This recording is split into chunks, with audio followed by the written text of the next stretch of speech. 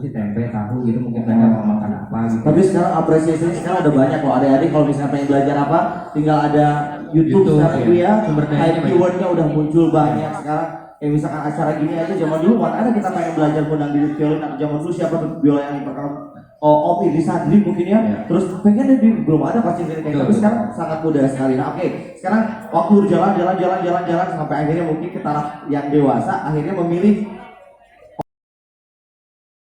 juga. Silakan adu mic-nya. Sini Beb. Belum. Geus mandi ini Basur kieu. Tiba aduh basah. Cek ada. Oke, tepuk tangan dulu gimana lagi boleh? Terima kasih. Selamat datang, selamat malam, sehat Mas Dikjas? Alhamdulillah. Alhamdulillah. Langsung aja nih ya karena waktu kita mepet. Apakah benar Anda murid seorang Didit Violin? Ya, betul sekali. Tahun berapa? Akhirnya sebelum tahun berapa? Ini sebelumnya memang kenal atau akhirnya maksudnya nggak kenal intensif, cuma tahu dari internet atau dari TV. Okay. Akhirnya gua mau belajar sama orang ini gitu. Silakan. Okay. Jadi ini ada sedikit cerita nih. Jadi sebelumnya tuh pas udah mulai dewasa tuh gue mikir kayak gue aja lah. Bebas. Gue mikir kayak kenapa ya gue main violin ya sampai sekarang gitu. Terus ternyata nanya bokap nyokap. Ternyata waktu kecil waktu gue umur sekitar 6-7 tahun itu gue ngeliat dia main live itu tiba-tiba gue ngomong ke nyokap gue kayak Bu, Dika nanti pengen main itu mungkin biola gitu. Terus entah kenapa habis itu setelah acara itu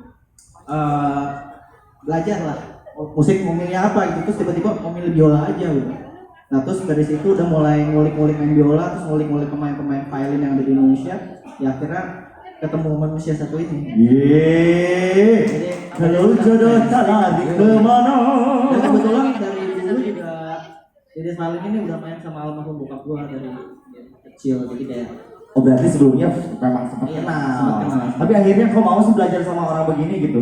Orang begini, maksudnya seorang Didit Violin gitu ya, mungkin cara usia nggak beda jauh gitu sebetulnya. Kan biasanya kalau misalnya kita pengen belajar, yang tua, karena tua biasanya related dengan maestro dan pengalamannya lebih banyak. Tapi Didit Violin kan masih muda gitu, tapi kok mau gitu? Karena pada waktu itu selain dia jago, waktu itu jago banget, gratis. Dibayar nggak mau, ya udah jadi kayak ya udah itu datang ke rumah. Tapi jujur Bu, bukan saya mentang-mentang saya dekat sama Mas Didit ya. Dia kalau misalnya ada event yang hubungannya sama charity atau bagi-bagi ilmu, jangan ngomong finansial, dia pasti datang. Boleh tepuk tangan, benar boleh ngomong. Jadi kalau di sini adik-adik yang mau belajar secara gratis, hubungi Mas Didit, lengkapi dengan keterangan tidak mampu dari RT RW setempat. Gak apa-apa. Boleh. Lanjut Mas saya. Tapi yang paling penting itu selain kenapa belajar sama beliau, karena emang referensi musiknya tuh hampir sama gitu, apa pemain violin yang diomongin yang dilihat itu sama, jadi kayak begitu ngobrol tuh nyambung. Jadi idolanya tuh hampir sama. Sini, kita juga ngomong sini gitu. Itu menurut gue penting sih, kayak ngomongin kayak gitu, jadi kayak komunikasinya lebih gampang dan kita mau nanya-nanya juga gampang. Jadi kita arahnya mau kemana tuh gampang. Berarti basicnya belajar dulu sendiri, udah agak matang, datang dipoles gitu berarti. Galak nggak sih? Gratis nih, kalau gratis kan gimana? Gua aja gitu, gua udah gratis, mau dibaik-baikin lagi gitu. Galak sih, nggak cuma nyuruh nikah murah. Agak speechless saya kalau urusan sama nikah. Sih, nggak cuma nikah mulu. Gitu lah. Intinya sangat friendly banget sih, jadi kayak nggak ngerasa ini sih, nggak ngerasa kayak gue sih ngeliat beliau sih kayak nggak ngerasa gue nih senior, gue nggak gitu sih. Seru kan? Lanjut Mas Dede. Nah, ngomong-ngomong nih ya, buat anak-anak sekarang, ini juga banyak sekali yang background atau basicnya belajar biolanya. Ada yang lewat YouTube, ada yang lewat tanya-tanya. Tapi sebaiknya, nih dari kalian berdua, basic untuk main alat musik atau instrumen biola ini apakah mutlak harus belajar klasik? Dan kalau misalkan iya, kenapa? Boleh. Jadi menurut gua klasik itu adalah fondasi pemain violin. Jadi kalau misalnya lu dari awal belajar yang lain, takutnya itu nantinya posisi lo salah dan lain-lain yang Fingering berakibat posisi. yes, yang akibatnya lo akan kesulitan bermain sendiri dan lo akan bisa cedera ya, gitu ya. Bisa sampai cedera. Beberapa teman Maksudnya jari manis pindah ke jari tengah gitu. bukan, maksudnya entah ada gangguan di penjariannya atau apa dan biasanya itu dalam jangka waktu yang lama. Recovery-nya. Yes. Bukan, maksudnya dalam jangka waktu dari dia mulai latihan sampai dia kena penyakit itu, entah atau ada gangguan itu biasanya dalam jangka waktu yang lama. Jadi efeknya nggak cepat gitu. Gue tadinya juga nggak percaya begitu gue ngobrol-ngobrol sama Dices, ternyata ada teman-teman kita sendiri yang ada gangguan di posisi gitu. Ternyata gara-gara posisi terus jadi entah keram entah apa. Tapi setelah ditelusuri gara-gara bukan basicnya klasik gitu. Gue nggak tahu, cuman sejauh ini basic klasik itu dari awal gue dikasih buku itu dikasih lihat tuh gambarnya tuh. Zaman itu kan belum ada YouTube dan lain-lain ya, jadi udah patokannya di gambar aja. Oh, main violin itu kanannya gini, kirinya gini gitu. Dan kenapa gue selalu menekankan ke teman-teman dan anak-anak muda sekarang yang baru-baru main biola untuk belajar baca, selain belajar klasik itu tujuannya salah satunya itu gitu. Selain lu posisinya benar, dengan mudah lu pindah-pindah posisi dan lain-lain, lu juga nggak akan kena imbas yang kayak gue bilang tadi gitu untuk jangka waktu lama. Gitu. Jadi please teman-teman adik-adik di sini semua, please belajarlah baca, belajarlah klasik.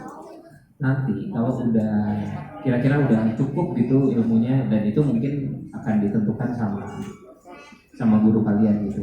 Wah, gua nggak punya duit buat beli buat sewa guru atau apa segala macam. Masa dari sekian banyak teman-teman di sini, masa nggak ada yang mau ngajarin baca? Iya nggak sih? Maksudnya coba lah sambil ya kita sama main violin kayak sekarang gitu, gua alhamdulillah banget gak ada kesenjangan sedikit pun di sini. Di sini ada street violinist, di sini ada APC yang anak-anak orkestra, terus ada solis-solis macam kita gitu, session macam kita, dan alhamdulillah banget bisa ngumpul gitu di sini, dan gue bisa share apa yang gue tahu dan apa yang gue harapin dari generasi-generasi yang akan datang gitu. Jadi sekali lagi jangan kalau udah nyemplung dan jangan nyerah, karena violin adalah alat musik tersulit di dunia. Lo boleh cari kayak di YouTube gitu, the hardest instrument. Kesulitannya pasti yang pertama keluar adalah violin. Yes, karena ya itu tadi. Lo kalau misalnya lo main piano, lo mencet selama stemanya benar, benar aja. Kalau misalnya jelas ya. Yes. Kalau misalnya violin jarinya salah dikit, pause. Geseknya apa segala macam. Nah, sebentar, gue nanya. Tadi kan basicnya kan kita harus belajar klasik. Nah di sini, kalau misalkan yang udah terlanjur, ya udah terlanjur ya, gitu. Udah saya taunya begini, betulnya begini. Malah awalnya harus gimana tuh? Apakah harus dari nol lagi? Kalau ya udah terlanjur ya udah nggak apa-apa. Dengan sekarang belajar baca atau gimana nih? Sarannya gitu, solusi untuk yang kawan-kawan yang udah terlanjur habitnya gitu. Mungkin kalau belajar baca tanpa klasik, Pak, mohon Pak, mikir benerin Pak. sorry. Nah, Kalau belajar baca tanpa klasik pun nggak apa-apa, tapi si guru atau yang ngajarin itu juga harus ngerti posisi-posisi yang benar dalam violin, supaya si anak nggak ngikutin gurunya yang misalnya salah, posisinya salah dan lain-lain gitu. Yang imbasnya yang gue bilang tadi gitu. Jadi imbasnya malah ke jangka panjang ya, jangka panjang. Kalau misalkan lu mau main lama-lama sebagai violinis yang bagus, ya belajar juga yang benar gitu ya. Oke. Sekarang gini, ini banyak juga di sini yang penasaran, ini juga penasaran bagi saya, mungkin bagi Kang Dices juga. Penting gak sih seorang violin atau seorang pemain biola yang solo alat musik melodi, tapi kita punya skill instrumen pendamping, misalkan seorang violin atau seorang pemain biola itu harus bisa gitar, harus bisa piano agar mungkin progresnya tahu, jadi licknya, struktur kontur melodinya tahu gitu. Penting gak sih sebenarnya? Kita coba. Buat Bapak yang ngomong Pak. Oke. Ya mutlak kalau menurut saya Harus. itu penting sih. Oh, Kita apalagi kalau misalkan mau mindsetnya mau jadi pemain solis atau pemain dalam band yang haruskan kita improvisasi gitu. Karena apa? Kenapa demikian? Karena kita kalau solo itu nggak bisa 100% cuma ngandelin feel aja. Iya benar. Karena kita di situ butuh pengetahuan teori-teori kayak harmoni, kita harus tahu teori ritmenya kayak apa, kayak chord kayak gitu. Jadi Ya, kayak standar banget lah ya. Jadi itu sangat membantu sih, jadi memperluas gitu. Dan walaupun mungkin lihat di kuliah-kuliah musik gitu, misalkan sebagai contoh kayak mereka pasti disuruh ngambil minor instrumennya apa gitu. Iya. Jadi biar tahu musik secara keseluruhan, jadi nggak cuma main biolanya doang. Tuh ilmu baru adik-adik. Jadi kalau misalnya sekarang lagi yang senang main biola, nah ibu-ibunya diarahkan juga. Berarti tidak hanya satu instrumen belajarnya. Ya, di sini saya mau nanya, yang mungkin teenagers atau remaja yang les atau ikutan sekolah musiknya nggak hanya satu instrumen, boleh tunjuk tangan? Cuman biola doang, ikutan apa? Piano sama? Cucol, luar biasa. Ada lagi? Mungkin biola dan kendang mungkin? Biola sama selo. Wah, dua biola sama selo katanya, gimana tuh? Gak apa-apa, hajar aja. Oh jadi gini maksudnya kayak tetap yang penting tuh fokus instrumen yang mau apa gitu. Iya. Dalam artian pas belajar piano atau gitar itu jangan bukan harus mahir juga. Iya. Maksudnya itu sebagai apa ya? Ilmu pendamping lah ya. Pendamping aja, jadi biar tahu kalau misalkan chordnya C isiannya apa ya gitu. Jadi nggak cuma nyari-nyari cuma berdasarkan intuisi doang gitu. Iya.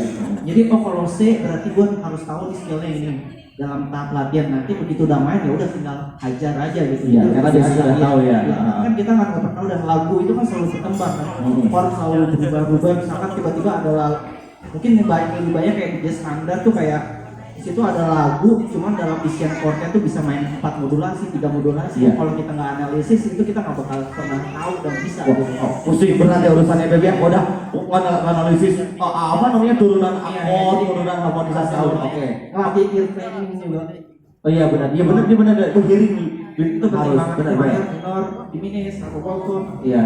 Oke, Mas Didi, saya juga tahu bahwa basic Mas Didi sebetulnya juga main gitar klasik ya. Oke, gitar klasik. Itu ngebantu banget ya sih, atau ya sebetulnya karena punya hanya sekedar basic itu jadi apa? Jadi salah satu ilmu pendamping, atau malah itu menjadi nilai plus yang luar biasa kalau misalkan memang bisa main instrumen lain selain biola. Intinya gini, kalau gue bisa bikin album, itu artinya kan gue harus tahu chord. Ya. Dan di violin itu chord itu tidak bisa langsung dimainkan dalam satu hitungan. Slang gitu kan nggak bisa.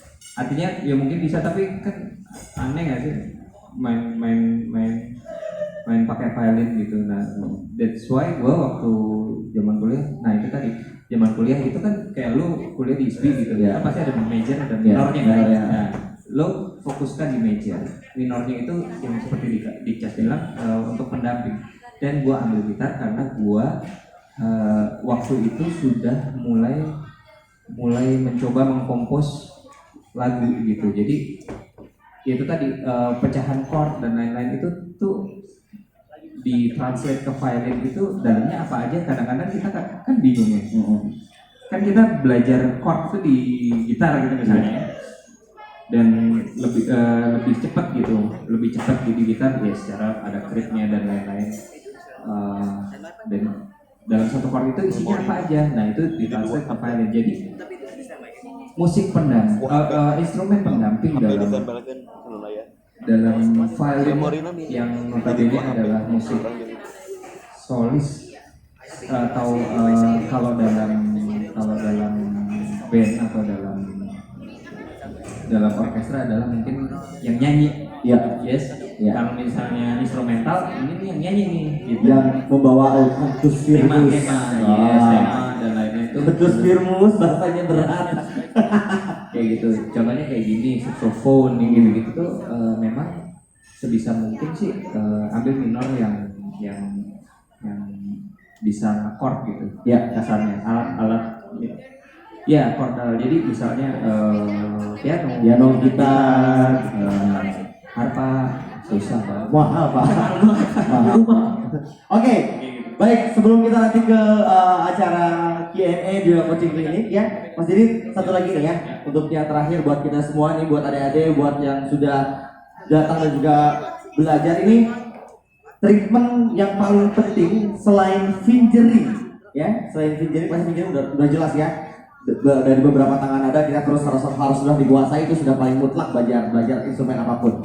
Hal apa yang harus diperhatikan agar pertama kita sadar bahwa kita memang seorang ingin menjadi seorang violinis yang baik.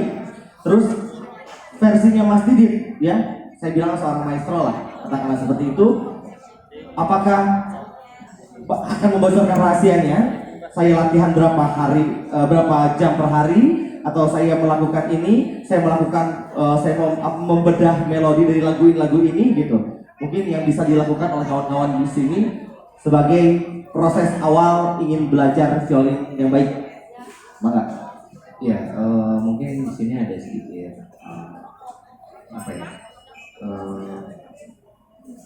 omongan yang mungkin biasanya nih orang-orang yang gua kenal pemain violin Ya. Di Indonesia itu semangatnya tinggi, Ya. menggebu-gebu, Tapi nggak pernah latihan gitu. Itu tuh masalahnya tuh. Jadi lu pengen jadi ini, gua pengen jadi gini, tapi lu nggak latihan gitu. Buat apa gitu? Jadi itu yang pertama. Yang kedua, banyakin referensi deh, karena penyakitnya juga nih. Kalau emang udah suka sama satu jenis musik, itu aja gitu. Coba untuk geser dikit lah gitu. Nggak apa-apa. Cuman kan akan lebih kaya kalau misalnya lu tahu banyak jenis musik. betul. Menurut lu? Bapak gimana Pak itu? Setuju? Apaan ya setuju? Pusing ya Bapak. Jadi gitu ya.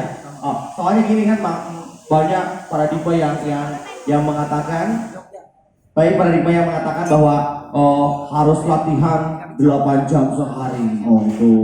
Enggak sih, kalau zaman sekarang sih menurut gua itu tadi balik lagi sumber daya udah banyak ya. Dari even lo nggak punya guru, mungkin lo bisa berguru pakai YouTube gitu misalnya. Iya. Nah, tapi ya kan akan lebih baik kalau misalnya face to face, terus habis itu misalnya lo salah megang dan lain-lain bisa langsung dibenerin. Iya. Nggak apa-apa, YouTube sumber dayanya udah banyak. Terus zaman kita dulu apa ya? Kaset bang. Kalau ngulik-ngulik di sini. mending Kaset pita. 8 meter. Setuju banget tuh kalau buat belajar ya, apalagi kalau misalkan masih dalam tahap pembelajaran, paling benar sih face to face sama orang ya. Iya, benar. Karena YouTube itu bagus, cuman karena terlalu banyak pilihan. Ya. Kalau kita nggak punya kemampuan untuk memfilter atau menyaring, itu kita malah jadi bingung. Gara-gara bingung kita jadi, aduh belajar yang mana ya? Jadi malas gitu. Tapi kalau misalkan kita face to face dengan gurunya, tentunya dengan guru yang bagus, itu malah lebih efektif. Oke, luar biasa, tepuk tangan yang lebih meriah lagi. Semoga ini bisa menjadi influence buat kita, lebih memotivasi lagi, memacu lagi. Kang Ditas, terima kasih atas kehadirannya. Mau standby di sini nggak apa-apa, karena kita akan langsung sekarang ke sesi yang ditunggu-tunggu. Mau kemana, Beb? Terus di sini masih, geser aja masih lah. Mau di sini juga nggak apa-apa, santai. Kita mau santai aja di sini, Pak. Ya. Nah, biolanya sudah standby. Siapa sekarang yang dipanggil, Pak? Apanya? Kita mau coaching Pak sekarang, Pak. Coaching. Nah, Coaching Indra dulu deh. Indra dulu. Oke. Bang Indra. Oke, sebelah sana. Nah, kita sekarang mau mengetahui ya, sedikit teknik-teknik yang mungkin cuma Mas Didit yang biasa melakukannya, tapi Mas Didit juga barangkali ini kan hasil referensi, hasil empiris yang luar biasa, akhirnya bisa menemukan begini tekniknya. Nah, kita akan bersama-sama mempraktekannya atau memberikan langsung kepada Anda semua yang ada di sini. Siap. Yang pertama, oke. Pak, Ya. Bentar, ini gue nungguin Indra. Siap. Udah siap nggak? belum. Oh, belum. Bilang aja belum Pak. Gak usah bisik-bisik Pak.